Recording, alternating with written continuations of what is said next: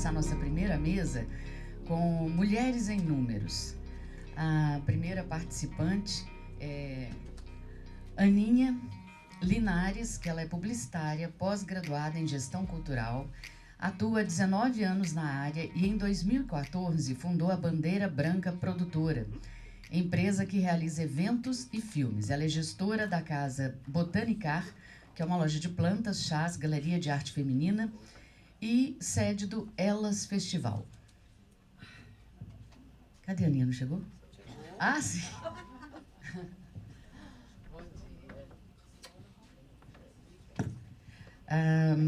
Júlia Baldi.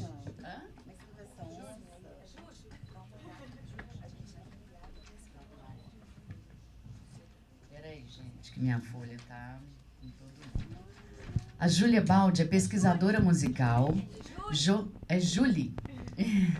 Pesquisadora musical, jornalista por formação e diretora criativa do Bananas Music, empresa de curadoria musical para marcas, e do Mapa dos Festivais, que é uma plataforma de festivais de música. Seu trabalho é focado em curadoria e direção artística de projetos musicais para casas de shows, marcas, festivais, conferências e editais. Em 2021, ela foi indicada na categoria Empreendedora Musical no prêmio WME Awards. Seja bem-vinda. E Eulícia Esteves, que é diretora de música da Funarte. Eulícia é compositora, professora, gestora cultural e servidora da Funarte desde 2006. Ela é mestre em bens culturais e projetos sociais e, em 2018, concluiu o curso de doutorado em História Social pela Universidade do Rio de Janeiro. Atuou como ponto focal da Funarte no GT de Cultura, no gabinete de transição do governo Lula e como presidenta substituta da Funarte no início de 2023, antes da nomeação da atual presidenta, Maria Marighella. Bem-vindas. Vou começar com a Eulícia Esteves, aqui, que está já do meu lado, para você fazer uma breve apresentação. Tá certo, Valesca. Gente, eu agradeço muito a oportunidade de estar aqui com vocês novamente, agradeço o convite da Beth. Estive aqui ano passado nessa iniciativa maravilhosa, né? Foram dias bem produtivos no ano passado, eu pude ficar mais tempo, foi ótimo. E como eu comentei com a Beth, né? Assim, o momento era outro, o governo era outro, né? Muitas expectativas, esperanças. Então, é bom poder voltar e para dar já assim, uma atualizada nas coisas que estão acontecendo. Mas, assim, eu até estava falando com a Júlia, ela falou que trouxe uma apresentação com números. Eu ainda não tenho muitos números, porque justamente agora que nós lançamos muitos editais, vocês devem ter acompanhado, né? Muitos mecanismos de fomento. Então, agora que a gente recebe essas inscrições, muitas do Brasil inteiro, é que a gente está tendo a oportunidade de extrair esses números, de olhar, mas assim, a gente ainda está nesse processo. Então, eu não trouxe ainda, porque muitos desses processos de seleção ainda estão em curso, né? E aí eu não tenho como dar esses resultados finais aqui para vocês. Mas o que eu posso dizer é que é o seguinte: nós estamos muito atentos na Funarte, atentas e atentos a essa questão das mulheres. Por exemplo, na composição das bancas de seleção, das comissões de seleção. E não só isso, assim, nesse olhar realmente assim, da contemplação, né, dos proponentes e das proponentes. A gente fez uma primeira ação este ano em relação às mulheres, que eu tomo como um caso muito interessante. Foi um primeiro passo nessa direção da gente tentar aí estabelecer uma equidade, né, uma maior visibilidade e representação das mulheres nas nossas políticas. no caso da música, na música de concerto, sobretudo, a participação de mulheres é muito baixa, principalmente a participação de mulheres compositoras, né? Isso já não... Quer dizer, acontece também na música popular, mas na música de concerto é muito gritante isso, né? Só para vocês terem uma ideia, a Funarte, ela realiza a Bienal de Música Brasileira Contemporânea há 48 anos. É um evento muito importante do meio da música de concerto, porque é um evento, assim, precede esse evento um concurso, né? É um concurso e depois tem a mostra. E aí o que acontece? Assim, a gente faz esse chamamento e essa ação da Bienal, ela é para estimular a composição de música de concerto contemporânea, né? Para que a gente tenha novos autores e autoras brasileiros, para que o repertório seja renovado, né? O nosso repertório de música de concerto, porque às vezes uma obra sinfônica ela demora 3, 4, 5 meses para ser escrita. É diferente da dinâmica da música popular. Muitas vezes esses compositores e compositoras recebem encomendas para comporem essas obras e tudo. Na última Bienal, nós tivemos cerca de 70 obras e apenas 4 de mulheres. E aí, nesta Bienal, nós resolvemos fazer uma cota para mulheres, uma cota de 20%. Né?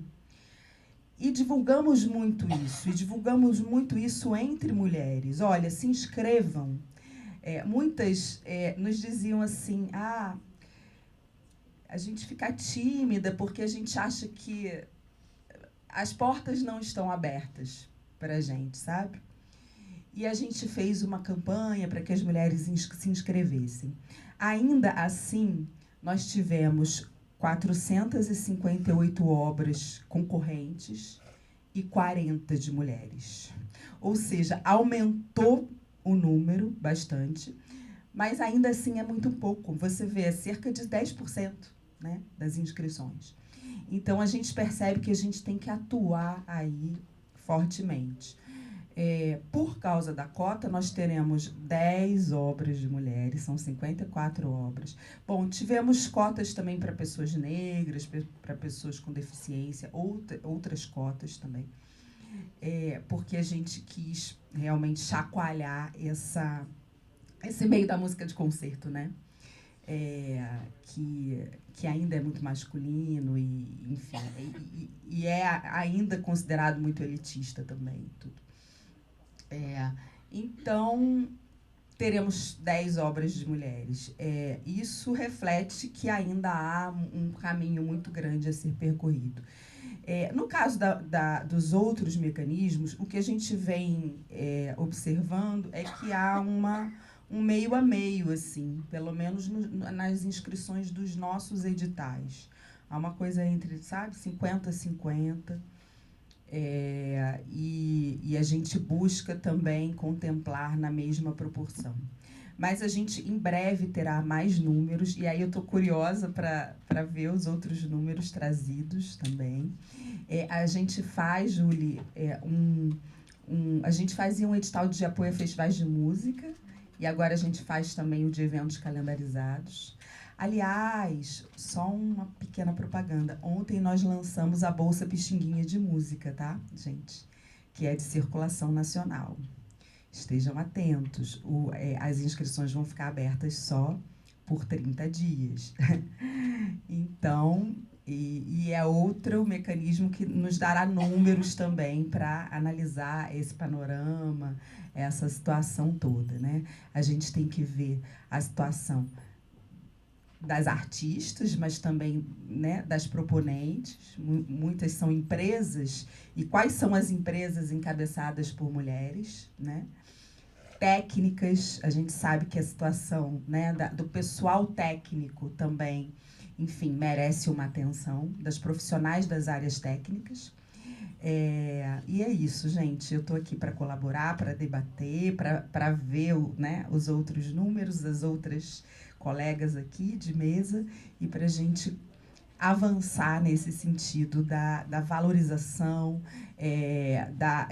enfim, e poder proporcionar uma maior presença feminina nos espaços. E não só a presença, só para terminar, uma presença segura, né? Que as mulheres tenham segurança para trabalhar, que as mulheres tenham um ambiente propício, um ambiente que não seja hostil, que tenham dignidade, que tenham equidade nas remunerações, né? Quando estão nos mesmos postos, nas mesmas posições de trabalho, que não recebam menos. É isso que a gente procura. Obrigada. Só uma dúvida, Eulícia. Você disse da Bolsa Pixinguinha, ela está aberta no site da Funarte?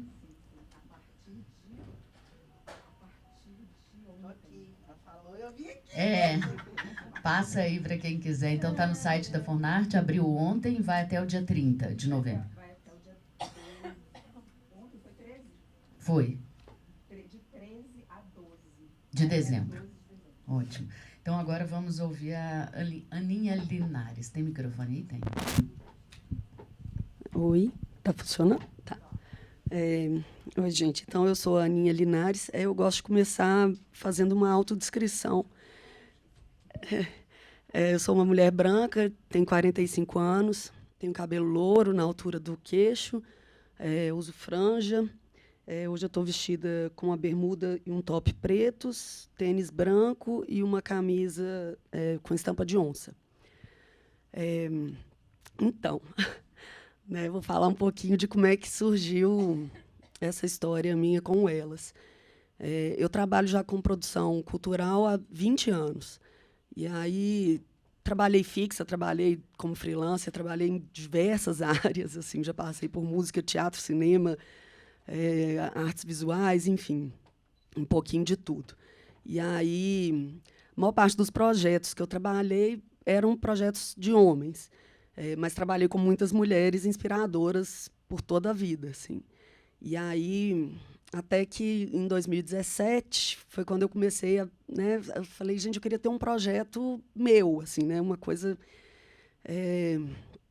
que possa ser minha para a vida e tal, mas eu queria que fosse um projeto que tivesse sentido, assim, que tivesse um propósito, que não fosse só mais ou um festival de cinema, ou um festival de música, enfim. E aí, como eu já tinha passado por diversas áreas também, era uma ideia de que fosse um projeto múltiplo, assim, né, de múltiplas linguagens artísticas. E aí, só que eu nunca tinha escrito um projeto para a lei de incentivo e tudo, porque uma coisa que eu queria também é que ele tivesse um acesso gratuito, ou que fosse uma coisa muito acessível, né, enfim. E aí, eu conheci a minha sócia, a Luísa Firmato, quando a gente estudou gestão cultural juntas, mas foi antes da pós, assim, foi um curso que a gente fez na Fundação Clóvis Salgado, há 1900 e bolinha. E aí a Luísa tinha ido para esse lado mais da gestão, assim, né? Então ela já escrevia projetos e tudo, e eu sempre do lado da produção. E aí chamei a Luísa e falei, olha, né, eu tenho uma ideia na cabeça de um projeto, nunca escrevi projeto, não tenho como te contratar para escrever um projeto para mim, então eu vou te contar a ideia e quem sabe você não topa vir junto comigo, né? E aí contei para ela, ela achou super legal a ideia, mas ainda me instigou, que ela falou, você vai escrever o projeto e eu vou só lapidar, né? Falei, então vamos. E na época estava aberta a lei municipal de incentivo à cultura, então a gente escreveu e aí, né, inscrevemos na lei municipal, o projeto foi aprovado e a primeira edição a gente realizou em 2019. A gente teve, naquela época, o patrocínio da Rock Content, né, via lei de incentivo, e tivemos um patrocínio do BDMG também. E aí, enfim, a gente, na época, desde o primeiro ano, a gente realiza na Funarte, que assim, foi uma coisa que, sem essa parceria, seria praticamente impossível fazer tudo que a gente faz. Eu amo. Amo, desde a época que era a Casa do Conde, assim, aquilo lá. Deveria ser mais utilizado, porque é um espaço incrível mesmo, assim, e muita gente não conhece. Eu vejo que até hoje, assim, às vezes o pessoal da área cultural sabe que eu faço elas lá e vem atrás de mim. Como é que eu faço para falar no Funarte? Como é que funcionam as coisas lá? Mas, assim, a Funarte abriu os braços para o projeto desde o primeiro ano. Na época, o que ela tinha disponível era um galpão, e a gente fez um evento de 3 dias em um galpão e usando a área externa também. Então, a gente montou uma tendinha na área externa para colocar bebida, comida. E dentro de um galpão a gente fez... e a gente, além da Funarte, teve o 104, que a gente usou a sala de cinema, porque a gente fez uma amostra de filmes no 104. O resto todo aconteceu no galpão da Funarte. Então, a gente teve mostra de fotografia, teve música, teve bate-papo, teve mostra de empreendedoras, tudo acontecendo dentro do mesmo espaço, assim. E aí foi lindo, o evento de 3 dias, e eu falei, bom, é isso que eu quero fazer, né? E aí continuamos, né, inscrevendo o projeto e tal, chegou 2020, balde de água fria, pandemia, aquela loucura, a gente com dinheiro na conta já, tudo, né, captado, com a Rock patrocinando de novo. A gente paralisou, falou, bom, e aí, vamos para o digital, não vamos, vamos esperar? Resolvemos esperar. Em 2020, a gente fez um mini-doc, que foi patrocinado pelo BDMG. A gente fez com um recorte de mulheres empreendedoras da cena de BH aqui. E aí, 2021, não tinha como, a gente tinha, né, o prazo de projeto e tudo, tinha que acontecer o evento, a gente não tinha segurança para voltar para o presencial. Aí a gente resolveu ir para o digital, fizemos 7 dias de evento. E aí foi quando a gente firmou uma parceria com o Sebrae delas, porque, né, na nossa cabeça a gente falou, poxa, as mulheres estão todas em casa, um monte de mulher perdendo emprego, né, assim, mulheres com filhos em casa, aquele caos. A gente falou, bom, vamos investir em capacitação, né? Então, a gente foi atrás do Sebrae, fizemos essa parceria. Em 2021, a gente teve 13 oficinas, tanto com o Sebrae quanto com outras pessoas do setor cultural mesmo. Tivemos apresentação de case, gravamos podcast, foi uma loucura, assim, um evento de 7 dias que a gente ficou morta no final, mas que valeu a pena, assim, né? E a Funarte foi parceira de novo, cedendo o espaço para a gente gravar os shows. Né? A gente gravou 2 shows nesse ano, e que foram transmitidos pelo YouTube. E aí, em 2022, finalmente, a gente, né, podia voltar para o presencial. E aí, mais um ano com a Funarte, mas aí a gente ocupou quase a Funarte inteira, só faltou um galpão, que esse ano a gente ocupou também. Então, né, e aí, em 2022, a gente fez uma experimentação com teatro também, que a gente não tinha feito.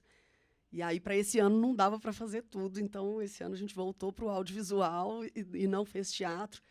Mas agora a gente está, né, entrando em outros editais, outras coisas, porque a ideia é ter o máximo de áreas possíveis. Né?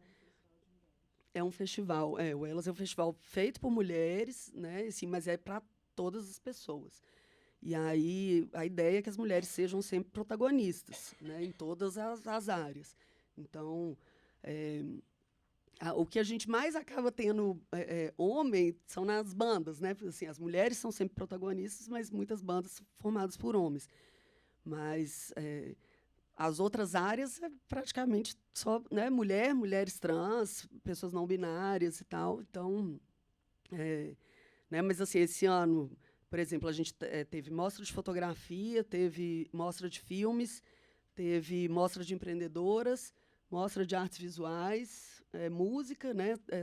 A gente teve 2 shows e 3 apresentações de DJs, bate-papos.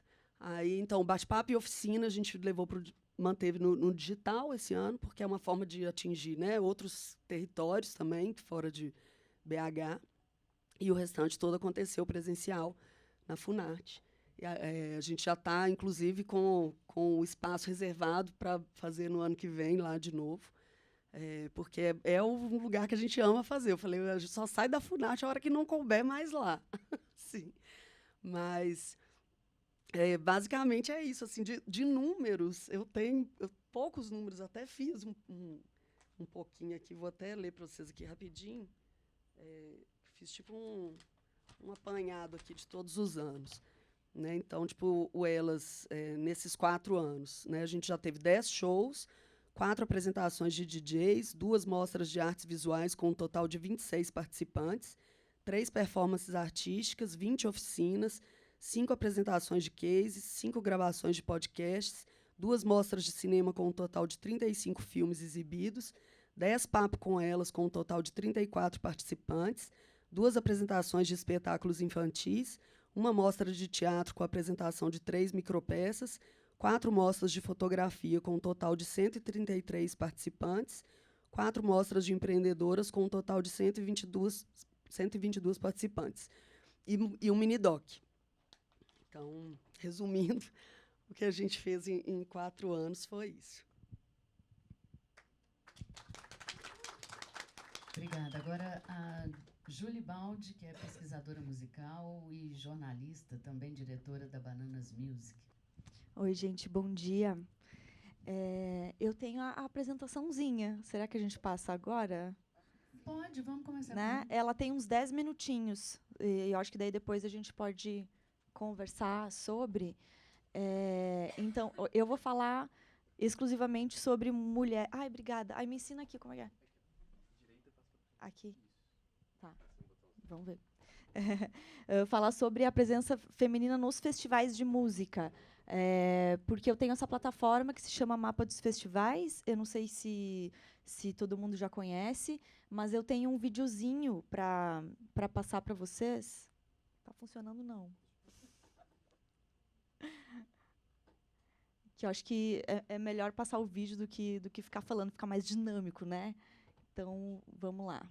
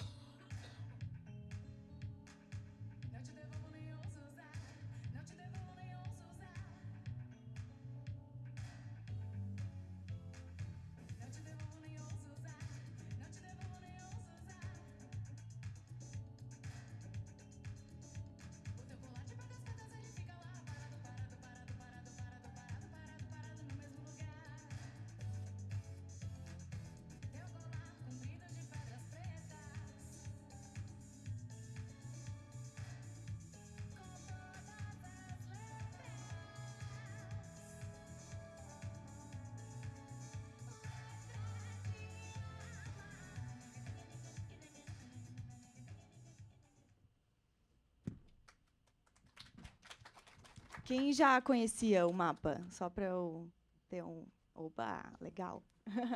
Quem não conhece, então, siga lá no Instagram, Mapa dos Festivais, e acessem também o site. Hoje a gente tem, em 2023, a gente tem 300 festivais cadastrados. Então, são dados que estão lá na plataforma e acessíveis para todo mundo acessar e ver. Vamos ver se eu consigo passar. Acho que tem que passar de novo. Acho que isso.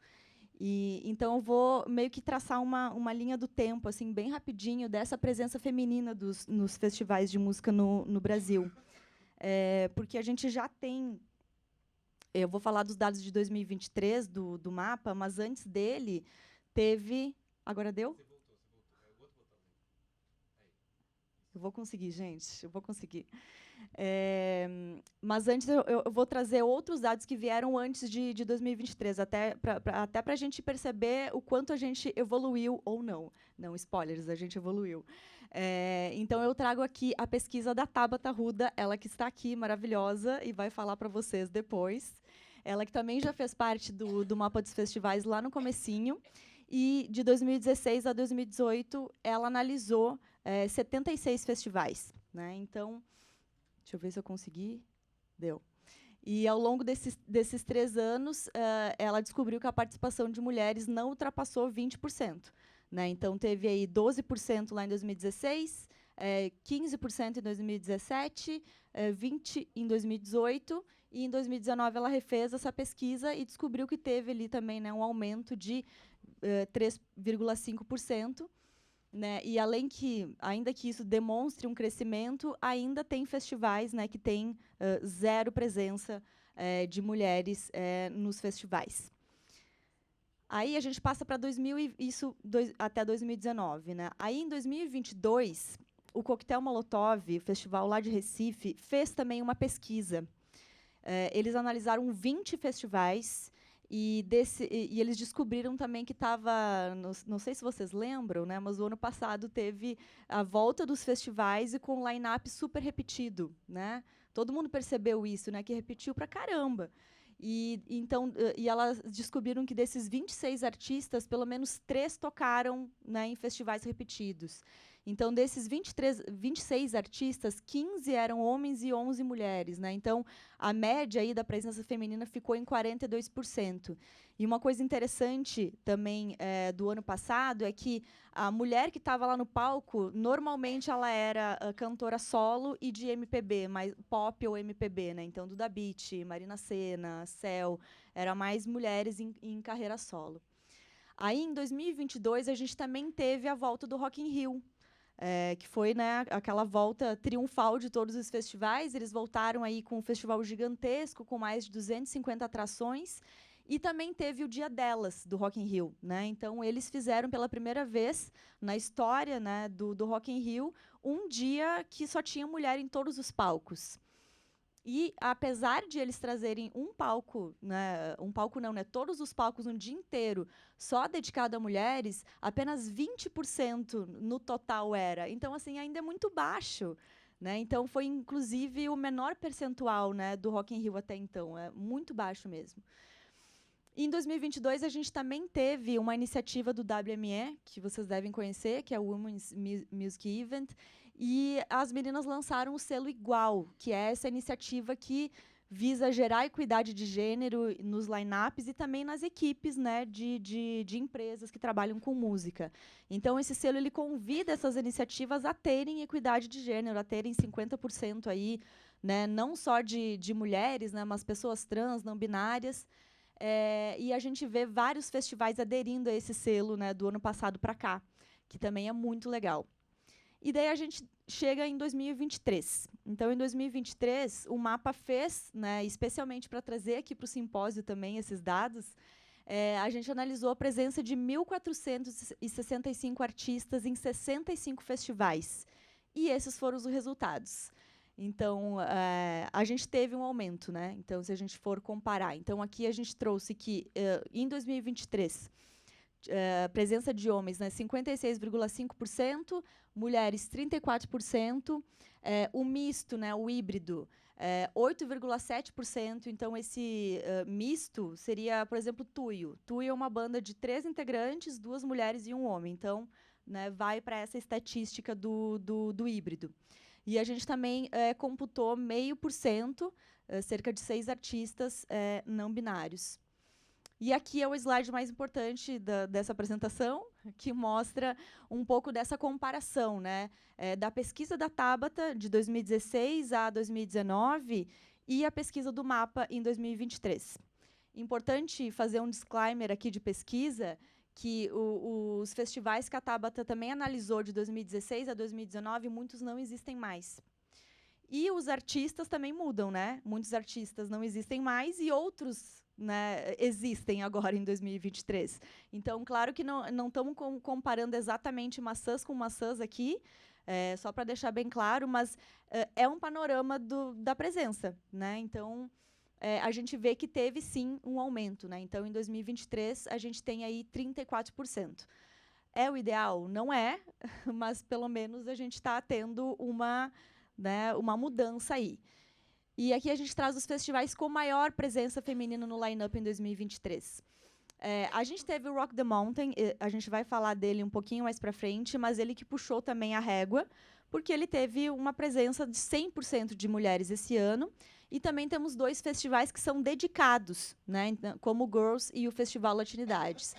E outros festivais, né, que não são dedicados, né, 100% a mulheres, a gente tem o Mecanhotim, com 73%, o La Folie, com 69%, o Coquetel Molotov, o Mada, com 61%, o Hack Beat, o Arvo e o Favela Sounds, com 58%. E aqui tem os festivais com menor número de mulheres no line em 2023. E sim, em 2023 a gente ainda tem festivais que não tem uma mulher no palco. E o festival que é do Clube do Bolinha esse ano é o Plantão Festival, que é um festival de rap de Fortaleza. E ele não teve absolutamente nenhuma mulher no palco, então 100% de presença masculina. Depois a gente tem o Monsters of Rock, que é um festival gringo, mas que tem a sua edição no Brasil já há muitos anos, que é um festival de rock, de metal, então só tem 14%. Depois a gente vem com o Rap Festival, outro festival de rap, né, de trap, drill, essas coisas, que tem muita dificuldade de colocar, né, tipo, mulher no palco, então 19%. Planeta Atlântida e Encontro das Tribos com 17%. O Sena é muito legal, porque o Sena é um festival de rap, um dos maiores festivais de rap da América Latina, inclusive. Eles colocam 100 mil pessoas, absurdo, e eles têm uma presença assim, bem bacana, assim, tentam, pelo menos, né, tipo, colocar bastante mulher no palco. Aí vem o Tomorrowland, 25%, Sons da Rua, o Girassol e o Zeppelin com 29%. E daí aqui a gente separa um pouquinho os grandes festivais, os superstars que a gente chama, que são os festivais que têm mais de 80 mil pessoas por dia, né? Hoje, esse ano, por exemplo, no Lollapalooza a gente teve 302 mil pessoas. O The Town teve 500 mil pessoas, é muita gente. Então, a gente está falando desses festivais aqui. E por que a gente dá uma separada neles? Por questão de matemática mesmo, né? Quanto maior número de pessoas no seu line-up, mais mulher você tem que botar para o número ali ficar bonito, né? Então, assim, esse número às vezes não fica bonito, né? A gente fala, mas não chegou nos 50%. Mas, gente, é um dos festivais também que mais contrata mulheres. Apesar de ainda não estar lá no número bonito lá, esses festivais contratam muitas mulheres, né?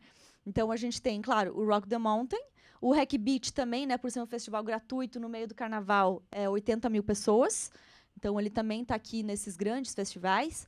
Depois tem o Primavera Sound com 54%, The Town 45%, não consigo enxergar direito daqui. Lollapalooza 42%, Universo Espanta 47%. Festival de Verão do Salvador 33%, depois do Tomorrowland 29%, Sena também e Planeta Atlântida 17%. Aqui a gente separa um pouco também os gêneros musicais comuns entre essas artistas, né? Quem são, né? Quais os gêneros, né? A gente tem a música eletrônica liderando esse ranking, também por a gente ter analisado o Tomorrowland, que é um festival gigantesco e é de música eletrônica, e também de muitos festivais, né, multigênero, colocarem também DJs mulheres para fazer entre palcos, né, para fazer fechamento. Então, a música eletrônica, ela, né, lidera. Depois temos o pop, MPB, rap, rock, funk e R&B, com 1%. E daí aqui eu trago alguns insights também legais sobre o ano de 2023, que é o ano dos festivais com um line mais feminino que a gente tem, né, até hoje. Então, a gente tem o Primavera Sound aderindo ao selo igual do WME. E isso é muito importante, né? Isso muda o ponteiro, né? Porque um festival desse tamanho se comprometer a ter, né, mais de 50%, né, das mulheres no palco é muito grande, né? E a gente tem o Primavera Sound São Paulo como um dos maiores festivais do Brasil e o Primavera Sound como um dos mais importantes do mundo, né? Então, ter isso, né, no Brasil é muito importante. Outro destaque é o Sangue Novo, né, que esse ano elas tiveram 80% do line-up composto por artistas mulheres. O Sangue Novo que acontece em Salvador, acabou de acontecer, na realidade. E a gente tem esse dado muito legal, que é do João Rock. Esse ano, o João Rock também é um dos principais festivais do país. Ele tem 70 mil pessoas por edição, é muito tradicional. E esse ano ele fez 20 anos. Demorou 20 anos, né? Mas assim, antes tarde do que mais tarde.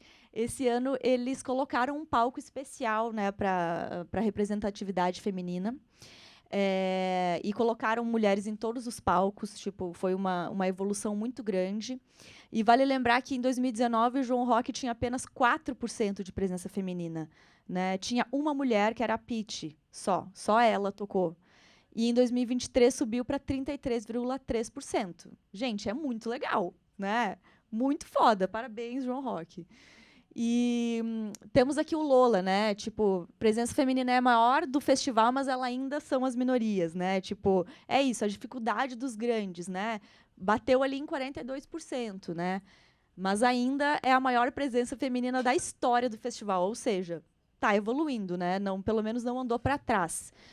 E também a gente vê festivais com line-up 100% femininos, que isso virou um negócio também, né?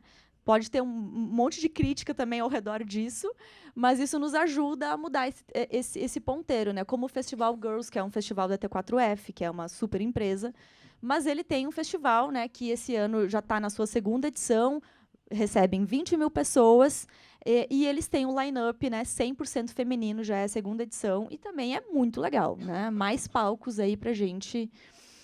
E eu acho que uma das coisas mais legais assim que aconteceu esse ano foi o Rock the Mountain. Eu acho muito legal o que eles fizeram, porque é a 10ª edição, né, desse festival, e eles tiveram a coragem mesmo, né, de botar um line-up 100% feminino, só com mulheres, né? Então, essa cutucada que eles deram ali, né, no nosso cenário foi muito importante, né? Porque a gente sempre ouvia, a mulher não vende ingresso, mulher não tem público, mulher não sei lá o quê. E o Rock the Mountain mostrou que mulher vende ingresso, sim. Eles esgotaram, né, 80 mil ingressos, 2 finais de semana lotados, né, e conseguiram fazer um line-up incrível, né? Então, essa cutucada aqui foi muito legal, né? E, com certeza, isso aqui mudou o ponteiro um pouco de 2023, né? E uma outra coisa, só para encerrar minha fala também, que eu acho muito legal, que no Brasil a gente tem muitos festivais fodas, liderados por mulheres fodas. Tipo, são muitos.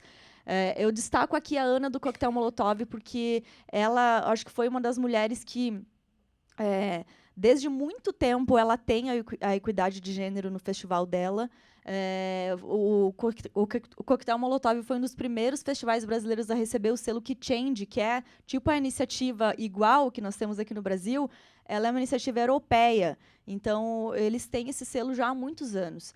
E além de ter esses selos, né, de equidade de gênero no line-up, o Coquetel Molotov ele se preocupa com as mulheres que vão até o festival. Então foi um dos primeiros festivais a treinar a equipe contra assédio, né? Porque não adianta você ter um monte de mulher no palco e a mulher que vai lá curtir, né, passar perrengue, né? Aqui em BH a gente tem exemplos maravilhosos, né? Tem o Festival Sarará, que é dirigido por 2 mulheres, né? A Carol Diamara e a Bel Magalhães. Tem a Mari do Sensacional, tem a Aninha do Elas, né? Tem um monte de gente maravilhosa, assim, né? Então eu fiz aqui uma listinha bem singela. Eu sei que tem muito mais mulher foda aí dirigindo esses festivais, mas é muito legal ver os nossos pares, né? Ver os nossos pares e ver essas mulheres incríveis dirigindo festivais incríveis que mudam a nossa cena. Então, é isso. A minha fala é muito de uma esperança, sabe? De mostrar o quanto que a gente está ainda a passo de formiguinha, mas, gente, estamos evoluindo e não dá para deixar barato, e não dá para, né, a gente desevoluir. Agora a gente, né, não dá para desver, né? Todo mundo sabe disso. Mas é legal ver que a gente tem esses pares aqui maravilhosos nos ajudando nessa batalha. E é isso.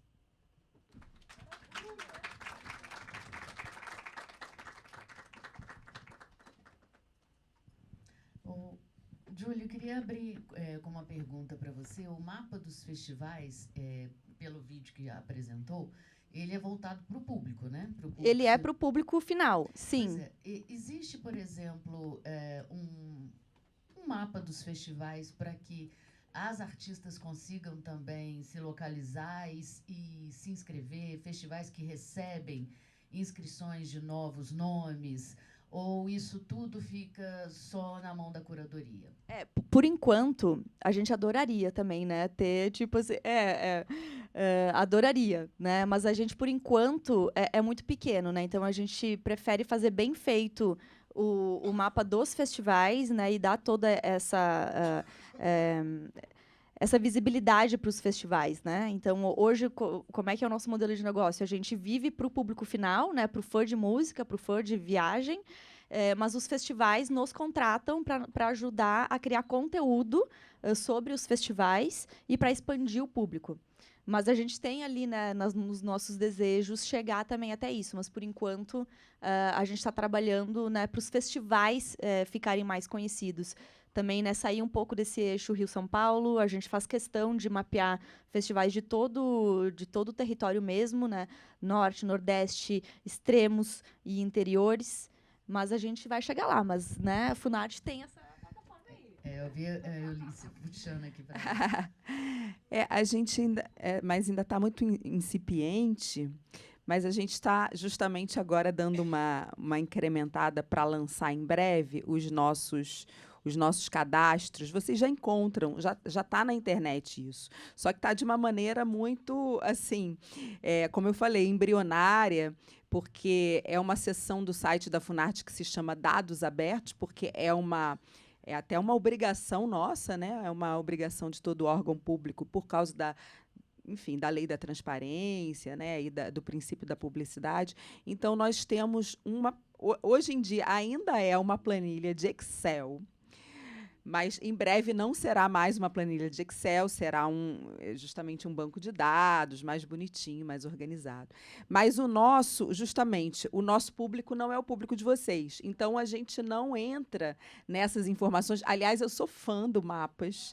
Eu adoro, eu consulto. Eu acho que é uma iniciativa assim muito bacana, exitosa. Parabéns. Vida longa. O nosso, enfim, o nosso objetivo é outro, né? Então nós temos os dados dos festivais, assim, o contato dos festivais, justamente para que os artistas, né, os grupos possam acessar os festivais. A gente tem essa planilha que é atualmente com 200 e poucos, porque são os festivais que se inscrevem nos nossos editais, né? Então, e a partir aí do ano que vem, a gente vai ter um cadastro maior. Esse ano fizemos novamente, né, o edital de ações continuadas, então vieram novos proponentes, né? E aí são olhares diferentes, são cadastros diferentes e usuários diferentes também, né? No nosso caso, é uma questão realmente de quem quer buscar os festivais para submeter candidaturas, para apresentar o trabalho, para, enfim, né, conseguir se apresentar naquele festival. Agora vamos aqui no Elas Festival. Como que funciona a curadoria? Todo ano você troca a equipe ou Como que é essa abertura para receber novos talentos, quem está chegando agora e quer participar de festivais? Bom, eu cuido da curadoria geral do festival. A parte musical, agora, eu que estou cuidando também. Tem muita gente que procura a gente, né, ali pelo Instagram, tudo, perguntando se vai abrir edital. Só que o Elas ainda é muito pequeno, então fala assim, para a gente abrir um edital e receber, né, candidaturas, a gente teria que mobilizar uma equipe muito maior e tudo para poder dar conta disso. Então, ainda não é o caso, né? A gente até pensa de fazer isso para frente, mas normalmente quando a gente recebe esses contatos, eu peço para mandar material e tudo, né? E a gente sempre confere tudo e descobre boas surpresas, assim, né? Agora, das outras áreas, eu gosto de convidar pessoas, porque aí eu sinto mais segurança, assim, né? Porque, por exemplo, eu já trabalhei na área do audiovisual e tudo, mas não é, eu não chamo assim, da minha área, eu não tenho a segurança para ir lá escolher os filmes e tal. Então, eu prefiro convidar algumas pessoas para fazerem as curadorias separadas. Então, sempre tem uma pessoa que faz de filme, uma que faz de teatro, uma que faz de artes visuais, uma que faz de fotografia. E aí, né, elas vão fazendo dessa forma. O único que a gente abre chamado é a amostra de fotografia, porque como a gente faz ela num formato digital, então a gente possibilita ter gente do Brasil inteiro participando. E tem, assim, é bem legal. Então, é a única que a gente abre uma chamada, porque as outras, se a gente abrir uma chamada, aí tiver que trazer gente de fora, vai envolver toda uma logística que não cabe na nossa planilha ainda. Julie, mais uma questão para você. Tirando aí, você citou o Sensacional e acho que mais um aqui de Sarará. O Sarará. Tirando esses dois de Minas, como que as mulheres de Minas fazem para chegar nos outros festivais? Assim, tem alguma possibilidade de apresentar o trabalho ou isso é uma decisão da curadoria? Isso eu não sei responder, Não porque sabe? cada festival tem a Tem sua a sua, curadoria, né? E é isso, eu acho que é difícil alguém ter alguma chamada aberta, porque depois que você faz esse chamamento aberto, você tem essa responsabilidade de dar né, tipo, de avisar a gente, ó, você foi, você não foi. Então, acho que isso é muito difícil, assim, sabe, pros festivais. E geralmente a escolha também ela é pelo a quantidade de público que aquele artista já tem, né, para trazer para o festival. Também, a não ser festivais que são, né, tipo, focados em novos artistas, né, focados nisso, né. Mas a maioria, né, como a gente viu o ano passado, a repetição de lineups, né, isso ocorreu por vários fatores. Um deles é isso, precisava fechar a conta, né, então... Marina Sena, né, foi a campeã. Marina Sena foi. Mineira. E é mineira, exatamente. Paraupeba. Aqui, ó, Minas está bem representada. Não, Paraupeba não, Taubeiras. Gente, vou abrir então para o público, para perguntas. Alguém quer? Renatinha? Ontem, a gente... Nossa, que voz, hein? Que horror. Ontem a gente teve a Flora Guerra, que é uma das... Talvez a única técnica de som que a gente tem... Sim, que a gente tem em BH. A única sacanagem, né, gente? É uma das poucas. E houve essa questão, foi levantada essa questão, que muitas vezes no palco tem uma mulher, mas na técnica não há mulheres. E aí causa todo um desconforto, questões de assédio, a gente, né, alguns relatos, e todo mundo que sabe que passa por isso. E aí eu sei que existe uma dificuldade, por exemplo, né, quando eu falo da Flora, a única, não, talvez a única não, mas das poucas, né? A gente realmente tem pouca profissionais, né, nesse segmento. E aí eu queria saber, Daiane, se tem algum entendimento de formação dessas mulheres, de criar uma...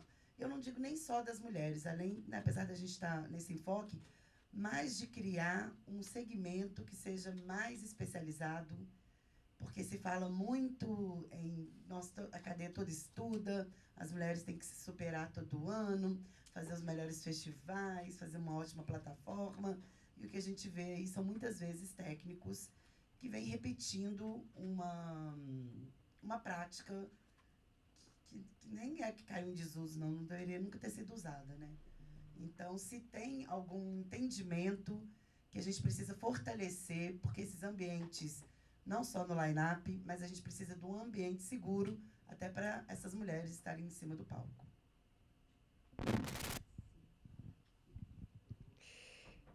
Ótima pergunta. Pois existe um fórum agora, né, dos profissionais de áreas técnicas, eles estão atuantes, engajados, articulados, né? Isso é bom, assim, já solicitaram agendas com a Funarte, já fizemos reuniões com eles, inclusive a partir daí colocamos nos nossos editais também, por exemplo, no Retomada Música e nos outros mecanismos também, a gente colocou, né, os profissionais das áreas técnicas ali como proponentes, né, possíveis. Então, Desculpa, mas isso só empodera homens que já estão lá. Sim, então assim, esses movimentos todos que eu vejo da graxa é só para, tipo, salvar o meu cachê. A graxa continua sendo um segmento extremamente misógino. Não é machista, é misógino. Eles odeiam a gente. Eles odeiam, eles distratam, eles fingem que a gente não existe, eles não escutam quando a gente fala assim, eu preciso de um microfone. É a mesma coisa falar com a parede. Sim. Não, então, justamente, é isso que eu ia falar. Isso está começando. É claro que a gente já identificou algumas mulheres ali, né, nesse fórum. Assim, é algo que está novo para a gente nesse sentido, né, da política no âmbito federal, né?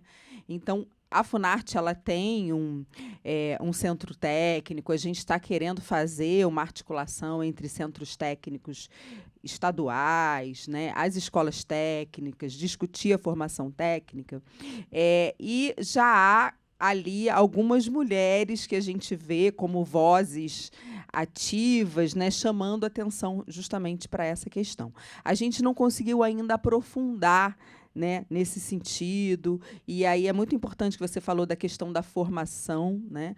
A gente quer discutir essa formação, a gente está fazendo esse levantamento, porque faltam dados também, né? E a gente precisa desses levantamentos. Então, em 10 meses, a gente já conseguiu fazer algumas entregas importantes né, para alguns segmentos, para alguns setores, e para outros ainda não, justamente porque estamos ainda ali naquela fase de diálogos, de mapeamentos e tudo, né? Inclusive, é isso que você falou, é muito importante, né, atuar na formação. Como eu falei agora da música de concerto, por exemplo, né? Por que tem pouca mulher escrevendo, compondo música de concerto, né? Vem da formação, né? Isso tudo, né? Ontem a gente teve uma mesa dessa também. Então, e o que chegou a essa conclusão que ninguém toca. Então também fiquei pensando que ninguém vai escrever. Ninguém toca. Aí fica mas ela tem seu público, a música de concerto. Inclusive tem, né? Não, assim, ninguém toca compositoras mulheres. É isso. Né? Ontem a gente recebeu aqui a primeira regente de uma orquestra no Brasil, né? Titular de uma orquestra no Brasil. Quem é? Quem foi que veio? A Lígia Madi, que hoje está à frente da Sinfônica de Minas Gerais. E também em 50 anos de Sinfônica, é a primeira mulher também à frente. Sim. E aí ela foi a primeira mulher, enfim, a primeira mulher em todos os lugares que ela passou. Ela é maravilhosa, ela foi da UF muito tempo, né, lá do Rio de Janeiro. A gente vai ter a Bienal agora com as 3 maestras regendo, das 3 orquestras que vão se apresentar, uma maestra negra, inclusive, a Sari Gino. Então, a gente está fazendo esse movimento. A primeira colocada numa das categorias é uma mulher trans, pela primeira vez também, que vai se apresentar. Né? São aqueles passinhos. E aí, assim, voltando à sua questão, é isso. Acho que na formação técnica, e a gente está elaborando esse grande programa de formação que tem que ser necessariamente em parceria com universidades e com escolas técnicas, né? A gente tem que realmente mexer também nesse ambiente. Tem umas iniciativas de cartilhas, de manuais, você falou também, né, de treinamento, né, de chamar atenção para isso, para esse ambiente de assédio, para esse ambiente que é muitas vezes intimidador, né? Então, assim, a gente ainda vai chegar lá, a gente ainda não tem realmente essas respostas, não. Alguém mais para perguntas? Vamos lá, gente. Ali. Oi. É mais uma reflexão, depois da mesa de ontem, sobre acessibilidade. Eu estava até perguntando para a Ju hoje de manhã, né? Como está o item acessibilidade para pessoas com deficiência nesses eventos, festivais e espaços públicos, porque a gente vê que a Lei Paulo Gustavo, por exemplo, ela exige que 10% do orçamento seja usado para acessibilidade, mas observa-se que as pessoas que deveriam estar sendo contratadas para dar consultoria de acessibilidade para que ela se efetive, não está acontecendo. Né? Até porque as pessoas acham que essas pessoas não existem. E a gente tinha 2 referências aqui. Ou não consomem. E aí, inclusive, ontem a Amanda falou, né, que em termos de dinheiro não é o problema, que as pessoas com deficiência têm dinheiro disponível para consumir, mas elas não conseguem acessar esses espaços. Então, eu queria perguntar, tanto para você, né, e para vocês que atuam nessa construção de projetos e festivais, como vocês acham que, a partir de agora, né, a gente vai conseguir, além de inserir um espaço seguro para as mulheres, como a gente vai conseguir construir um espaço seguro para essas pessoas? Porque todos nós vamos ser pessoas com deficiência algum dia, porque nós envelhecemos, né, e a gente esquece disso.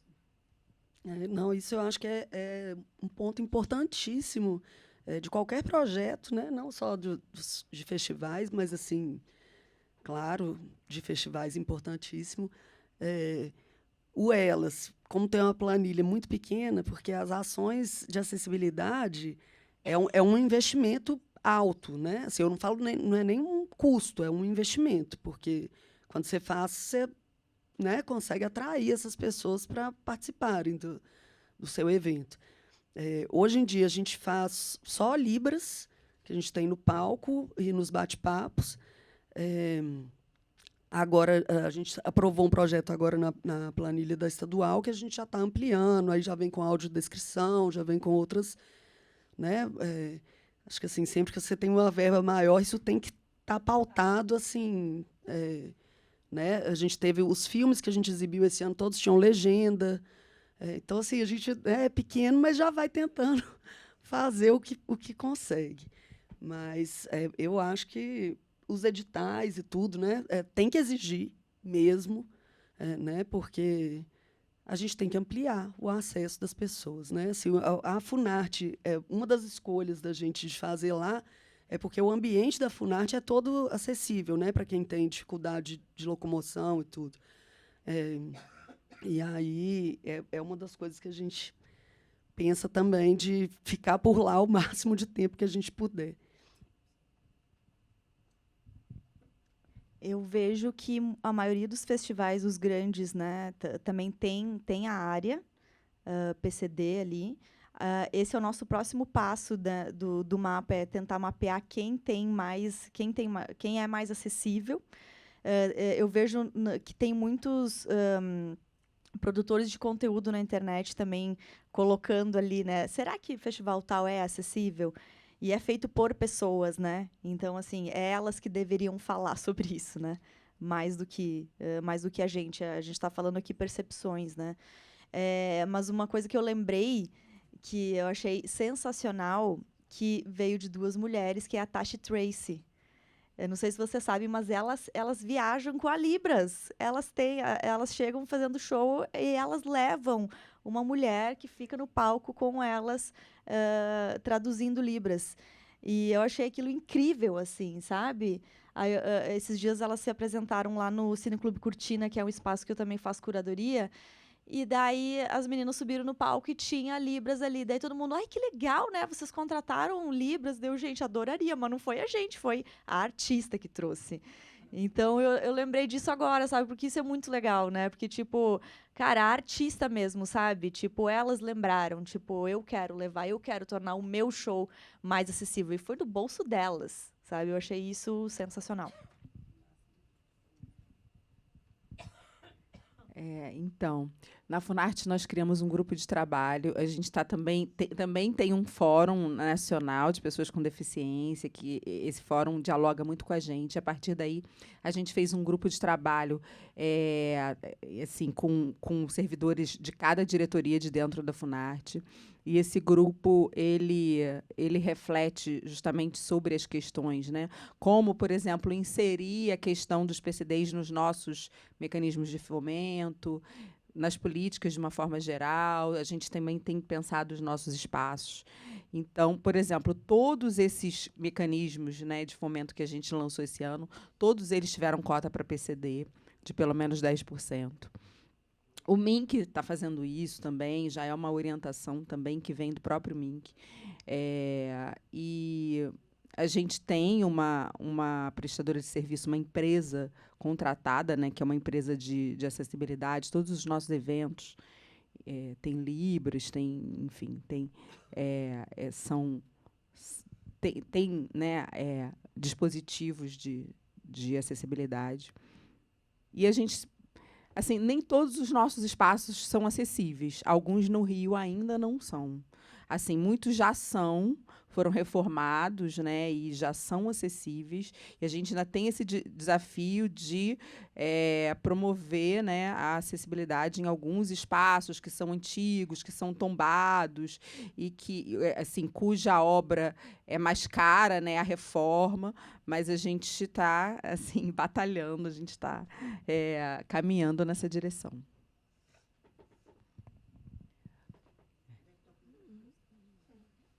Você quer fazer mais uma perguntinha? Alguém? Vou aproveitar isso. Ontem, a secretária de Cultura Municipal colocou que os editais municipais eles têm uma pontuação diferenciada. As mulheres pontuam, vão pontuando, é cumulativo, por ser mulher, por ser mãe, pela faixa etária, raça, gênero, se elas estão dentro da sigla. E aí eu queria saber se tem alguma coisa prevista, se isso é um tipo de política que vocês acham que vale a pena ou que não, que isso só tampa um buraco. Como é que é o entendimento dessa questão, que não chega a ser de cotas, mas é um passo, sei lá, um empurrão para termos mais mulheres empreendedoras, donas dos eventos, né, como proponente. Se a Funarte pensa em alguma coisa nesse sentido, para atrair mais proponentes mulheres, mesmo em editais que não sejam direcionados para mulher. Como é que a gente pode aumentar esse número de mulheres?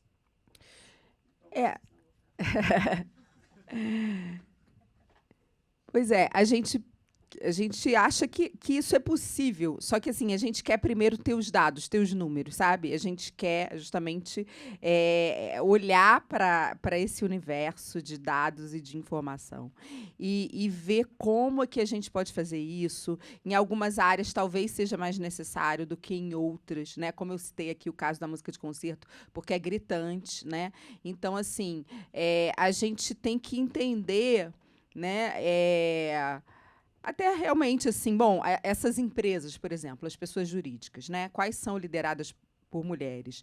Elas, há realmente uma subrepresentatividade ou não? Ou, às vezes, até para a nossa surpresa, né, assim, essas empresas lideradas por mulheres até estão sendo mais contempladas do que as outras, né? Não sabemos ainda. Então, a gente não quer, justamente, ainda tomar decisões sem ver esse mapeamento. Mas isso os editais deste ano, né, nos darão, né, serão ali um norte para a gente, e aí, a partir daí, a gente quer refletir sobre isso. Né? Mas, assim, né, na gestão cultural, há muitas mulheres, né, na produção cultural. Eu fui professora de um curso lá no Rio de gestão em produção cultural, de políticas culturais. A sala de aula era cheia de mulheres. Agora, aí é que está. Em que posição essas mulheres estão? Né? Será que elas estão realmente em posição, né, de liderança ou não? Então, isso é que a gente quer ver com os dados. E, a partir daí, é que a gente vai delinear as políticas. Tem uma pergunta? Só um minutinho.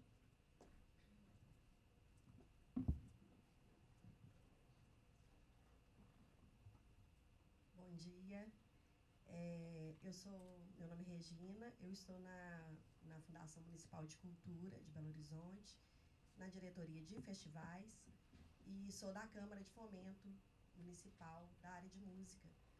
E eu entrei para o poder público, vindo já de uma jornada longa, como empreendedora, né, como gestora da minha própria empresa.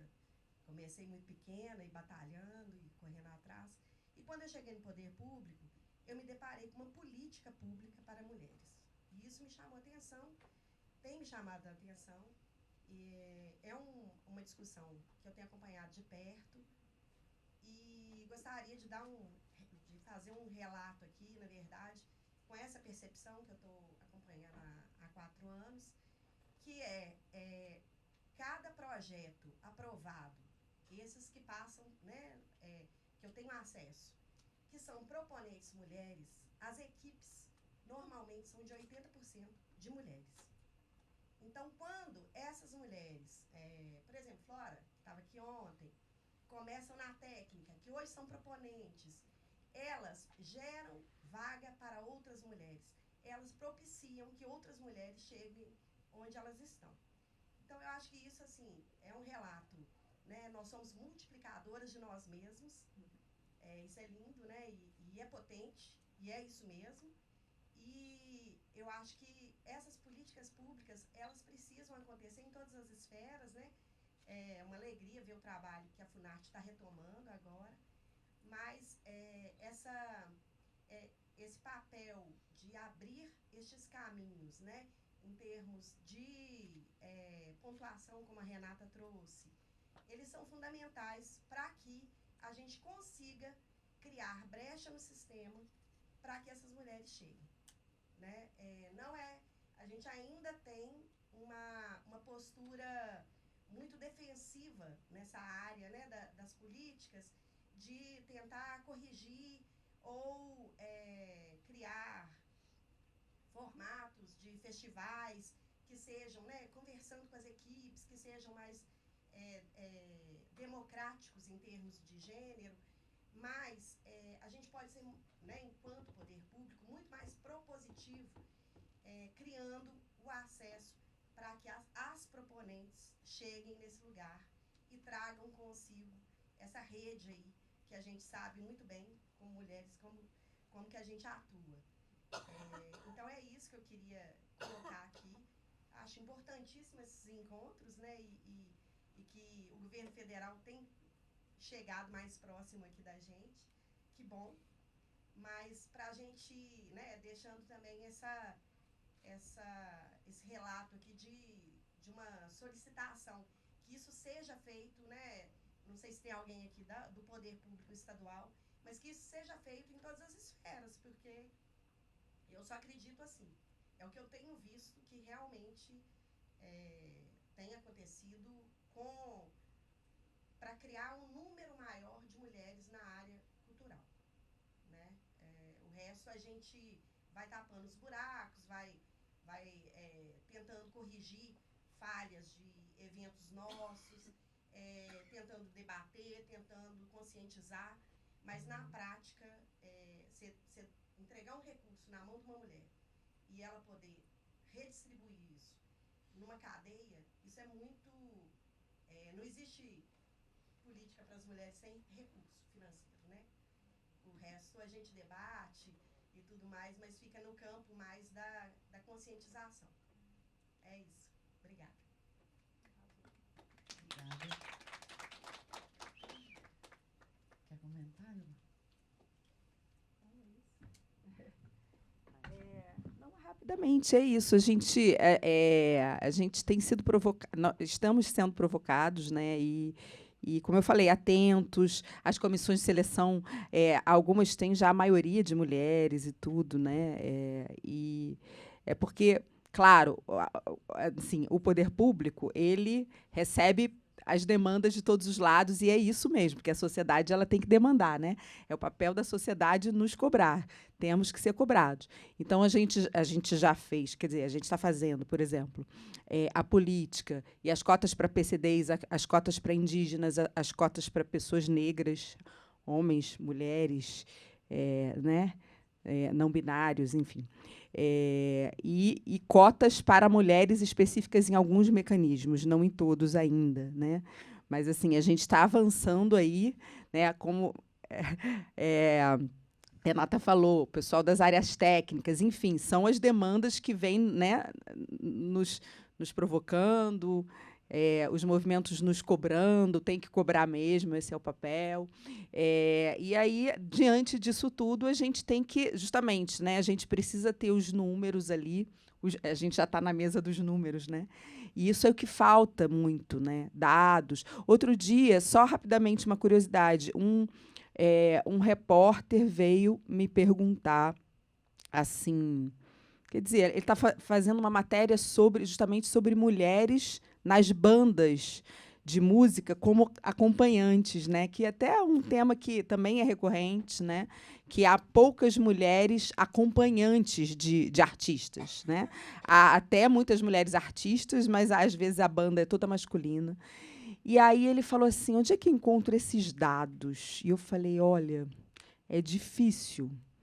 Porque eu fiquei pensando, onde é que poderiam ser encontrados esses dados? Quando a gente grava, quando as bandas, os artistas, gravam qualquer coisa hoje em dia para subir nas plataformas de streaming, eles têm que informar ali, né? Fazer uma informação da ficha técnica, né? Aquele label, né? Nas associações de titulares de direitos, né? Aos quais eles são associados.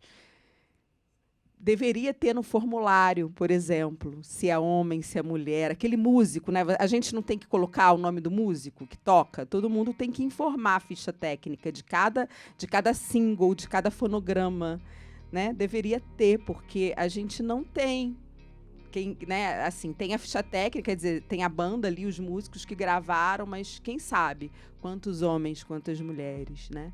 Então, muitas vezes faltam esses dados. E aí é difícil fazer as políticas, mas a gente vai chegando lá. Obrigada aos participantes, às três, Júlia, Aninha